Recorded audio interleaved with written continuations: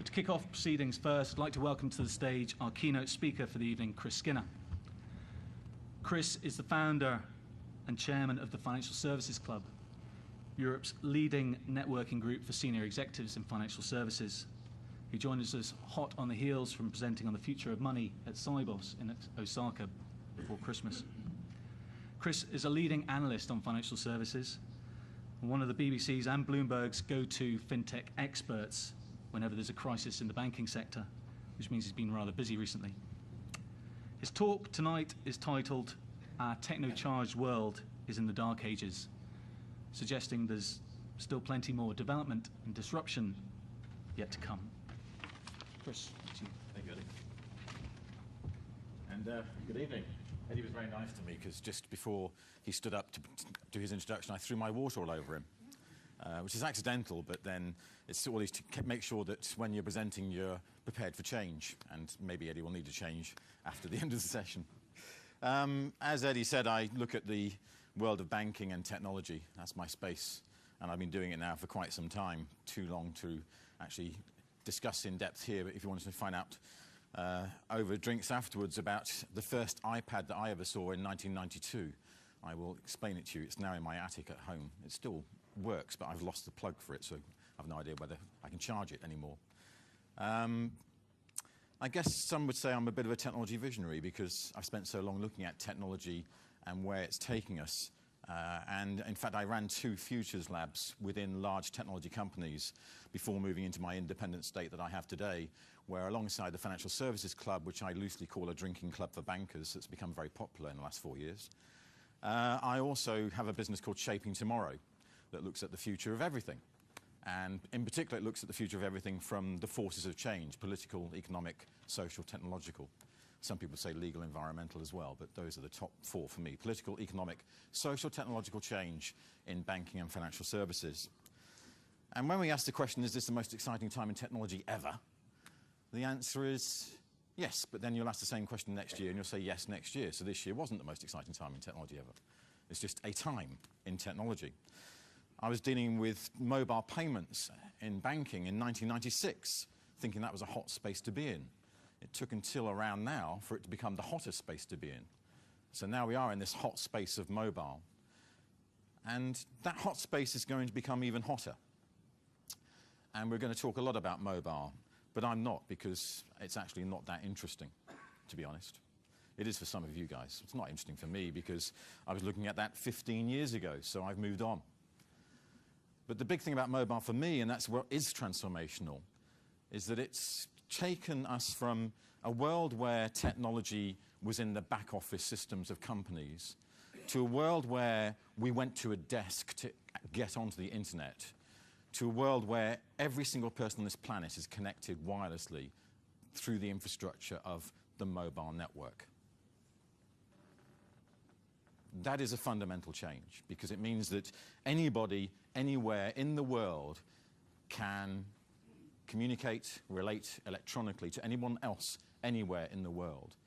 They can transact and do commerce, create relationships, grow networks and business, get microfinance, change the way in which we interrelate with each other because the world is now wirelessly connected. It has transformed Africa already.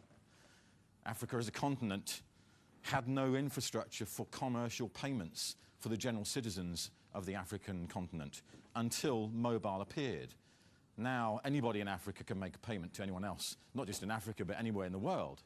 And we've seen that transformation best illustrated by M-Pesa in Kenya, where, depending on the numbers you look at, and I'll go with the highest number I've been given, which is obviously by Vodafone, who own M-Pesa, 2 out of every $5 is transacted in Kenya through the mobile phone network today. 40% of their GDP moves via mobile messages. That's phenomenal. But the main reason being is that before, the only way to move money around was to give people physical cash to move the money. Now, wireless infrastructure connects everybody in Africa and the planet, 7 billion people, 24/7. You don't have to go to a desktop. You just have it in your pocket or purse. That's transformational. We go to sleep with our mobile phones, we wake up with them. Probably more often than with our partners. It's the way we work these days globally. So mobile is transformational. If you look at the developed economies, I normally illustrate this with things like Square, iZettle, Empower, where a dongle in a smartphone turns every smartphone into a point of sale. So it's not just a point of purchase, but everything in the world, globally, wirelessly, person to person, peer to peer, is a point of sale for transacting commerce, banking, financial transactions, business. So mobile's pretty transformational. It's taken 15 years or more to become mainstream during the time I've worked in mobile payments and mobile banking, but it's now mainstream. And it's a hot space. But it's dollars dishwater. Because within a couple of years, it's going to be dead. That's why we're in the dark ages. Because the first thing that's going to happen is the Internet of Things is going to wipe out the mobile hot space. Although the two are completely interrelated and integrated, the focus upon the mobile as a device for transacting is the wrong focus.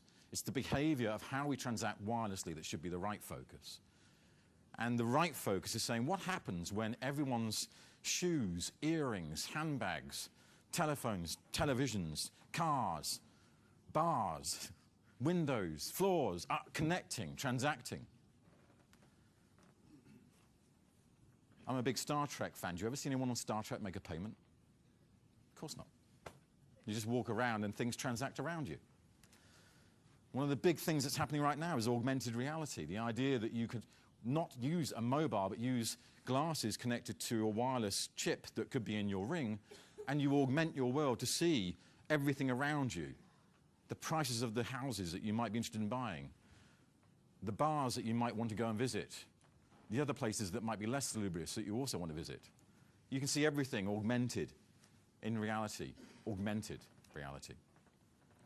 The Internet of Things, when all these billions of devices are connected, is the hottest space for me right now, where I'm looking at what's next. Which is why mobile to me is meaningless, because we talk about mobile as a device that you carry around. And it's a little bit like contactless payments. I hate that word, contactless payments phrase. Because NFC is actually contact payments. It's not contactless. You have to go touch something. I want to do wireless, invisible payments. I want it to be like Star Trek, where I just walk around and things transact if I want to transact. I get proactive, proximity-based focus on my lifestyle through the net if I buy in and opt into that proximity-based marketing incentivization and loyalty program. So we move from mobile to the Internet of Things, and we move to the world around us all being connected around us, where we can transact and communicate and relate wirelessly to everyone on the planet, peer-to-peer, person-to-person. And then we look at what that means in reality is that the only thing that's of any meaning in our planet these days, apart from obviously you and I relating to each other, is data. It's nothing to do with big data, another oxymoron, or whatever you want to call it, because it's not big data, it's big context. It's to do with what is it that I'm doing that you could deliver value to me to make my life more leveraged in terms of making it easier to live, simpler to live, more convenient to live, the way I want to live. How can you give me big context around how I'm living my life? Within that, the data is obviously the biggest leverage point that the likes of Google, Facebook, and others are fighting over. And in the banking community, we talk about money. And as soon as I talk about money, I have this thing popping into my head where I see nice crispy notes coming out of an ATM. That's primitive. That's so old. We don't deal with money anymore. We don't deal with crispy banknotes, except to go into a taxi because they won't accept cards or whatever it is. What we talk about, what we actually deal with, is digits on our accounts. And if you could find a way to add an extra zero or several zeros to your account and leverage that data, you would, wouldn't you? Because it's the data that's meaningful. The money is meaningless. That's why the attack on the financial system and on the government system is the cyber attack, the anonymous attack, the attack on data. I saw a presentation just last week from Sophos, one of the cybersecurity companies. And it started with saying in 2009 they were tracking 2,500 attacks a day, and now they're tracking 250,000 a day. New, different variations of malware, mobile malware and net-based malware, every day. The attack is on the data. And data, therefore, is not just our biggest data asset, but our biggest data leak, our biggest data exposure. And the battles of the future and the battles of today are around data. That's why banks are going to be challenged fundamentally by data, because they're going to go the way of Blockbuster, HMV, Comet. Because as things move into the data world, you don't need to physically do anything or go anywhere. The battle over data is going to be a huge battle, which I challenge most of the financial firms I talk to think about what it means to them, because most of them silo their data because their internal power, political lines of business infrastructures. They don't have data leverage integration. They have data separation. That's going to be a fundamental transformation of the back office for the financial market players. So if mobile is meaningless because we moved into the Internet of Things, and money is meaningless because we moved into the battle over data, then the final point becomes really interesting, because it will challenge everybody on this planet, in this country, in your business. And that's that capitalism is completely dead. As you know it, as you've grown up with it, as you think about it. Capitalism is around the free market capitalism of the Anglo-Saxon model that caused and imploded in a crisis in 2008. And it's being replaced by something else. And we've all been saying, what is it being replaced by? Some form of Chinese commu capitalism, some form of Islamo-capitalism. You know, the Islamic banking model, which works the same as ours, just that we don't say that we get any interest on it, we just borrow it. What sort of financial model is coming through? Well, it's not a capitalist model of finance, it's a socialist model of finance that's a hybrid between the capitalism and the communism or socialism world that clashed in the last century, but are now becoming very integrated. They're becoming integrated because we socialize as much as we commercialize things. That is what the mobile, social, data revolution has done. We don't separate our social life from our business life anymore. When I say that we go to bed with our mobile phones, quite often it's probably because you're checking the Facebook updates or email or tweets that you've just been waiting to see anyone respond to. And you do the same in the morning when you wake up. And probably many of you say, no, I don't do that. But generally, something like 7 out of 10 people sleep with their mobile because it's their alarm clock.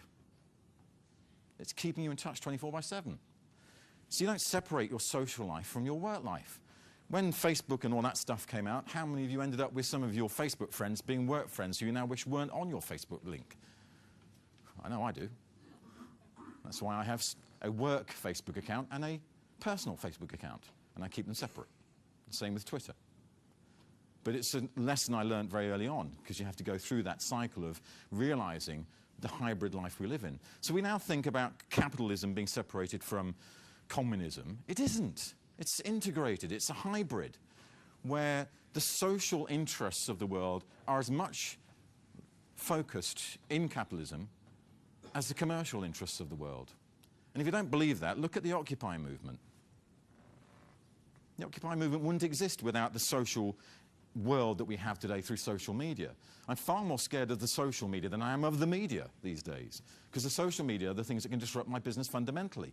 Just ask the people in the Middle East. Did the Arab Spring occur because you were frightened of the general media in your country? No, you controlled them. It's the social media that disrupted the Middle East for the Arab Spring. The same with the Occupy movement. The Occupy movement is now viewed by our regulators as being as important as the government has an influence. Just look at speeches by Andy Haldane and Mark Carney, the new governor of the Bank of England, if you don't believe it. Mark Carney has actually said the Occupy movement has produced something very worthwhile and meaningful. Andy Haldane has said this is now part of our regulatory thinking of the financial system, thinking about how the 99% can be protected from the 1% who have the wealth. If you don't believe that you can have social influence on capitalism, just look at the Bank of America, who were hugely publicly humiliated by one individual in Q4 2010, because that one individual posted a petition on change.org saying, I don't like the fees Bank of America has introduced as a result of the Durbin Amendment to the Dodd-Frank Agreement. Doesn't sound a big deal, does it? Within 14 days, she had 300,000 signatures. Moynihan, the chief executive of Bank of America, had to stand up and say, I reverse the policy. 20% of their current accounts were closed in Q4 as a result of that one public humiliation. They voted the #1 PR gaffe of 2010 in America, all instigated by one individual. Some would say similarly to the Arab Spring with Mohammed Bouazizi. So my summation is that the world is fundamentally shifting, and we live in the dark ages of technology because we're still learning the impact the technology changes we introduce today are having. We think mobile is a big deal. It ain't. It's just the start and continuation and evolution of the massive disruption that began 50, 60 years ago when technology and computerization first appeared.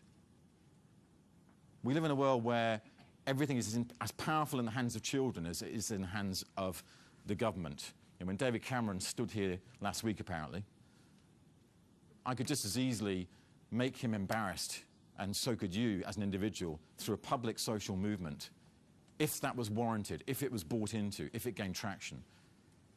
That's the power in the individual hand these days, and that hand is in the hand of 7 billion people, peer-to-peer, point-to-point across this planet. So that's changing not just banking, it's changing everything. And in terms of how I think it changes banking, I normally point to a couple of examples, but I'll finish by saying there is a bank that's already out there, and they're around here as one of the FinTech 50. They're going to be presenting on the 11th of February at my club. If you want to come along, just ask. They're called Fidor Bank, and you may know them. Fidor is based on the Latin word fides, which is Latin for trust. It's a bank created in 2009 to say that you could trust them, because a lot of other banks are not trustworthy. It's a bank that has a full banking license in Germany. It's a bank that gets their acquisition of new customers for about €1 per customer. That's their total cost of onboarding new business. €1 per customer, because they do everything through social media, viral networking. You sign on to your bank account using your Facebook Connect. You do not use a username and password. Once you're in your bank account, you can move funds around between your savings and investments based in euro or based in commodities. You might have oil investments, gold and silver investments. You might have Diablo gold investments, World of Warcraft gold investments. You can put those in there too. They have value. Gaming's big news. They actually allow you to get higher interest on your account if you influence your friends to like them on Facebook. For every 10,000 increase in likes on Facebook, you get 0.1 increase on your savings as a return. Reason being is that they know that the average Facebook user has 235 friends, so that's actually 2.35 million people for every 10,000 that they're getting to grow through the network. There's the import of the world we live in today. There's the changes we're living in today. There's the disruption we're living in today. It's fundamental. Money's meaningless, it's the data that's important. Capitalism is dead because we've become social capitalists, or at least we're being influenced by them. And mobile is the wrong focus. It's the Internet of Things that's the point we're at today. And that's where I'm going to focus.